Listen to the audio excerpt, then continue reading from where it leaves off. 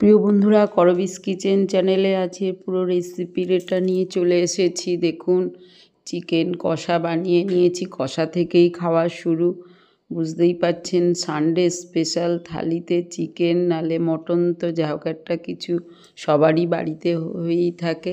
সেই রকম চিকেন কষা গরম গরম বেশ দারুণ লাগে। এরকম চিকেন কষা তো হলে কড়া থেকেই টেস্ট করতে আরম্ভ হয়ে যায়। কষা চিকেনগুলো ড্রাই করে করলে আর দারুণ খেতে লাগে।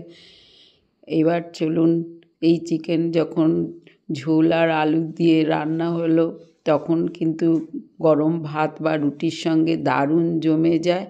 এইবার চিকেনের গ্রেভিটা দেখতে পাচ্ছেন কিরম হয়েছে। আজকের রেসিপিগুলো সমস্ত কিছু তুলে ধরলাম আপনাদের কাছে। হেলদি রেসিপি হিসেবে টক ঝাল মিষ্টি সব যদি একই থালিতে থাকে, তাহলে পুষ্টির পূরণটা নিশ্চয়ই হয়ে যায়। চলুন, যেভাবে বানিয়েছি সেটাই এবার থালিতে দেখাই। প্রথমে একটু নিমপাতা ভাজা পাঁচমিশালি সবজির কারি, যেটা খুবই স্বাস্থ্যের পক্ষে ভালো, চাল কুমড়োর রেসিপি, মাছের ঝাল আর চিকেন রেসিপি বানিয়ে নিয়েছি, সঙ্গে টক দই। তাহলে সব রকম রেসিপি শেষ পাতে যোগ করেছি।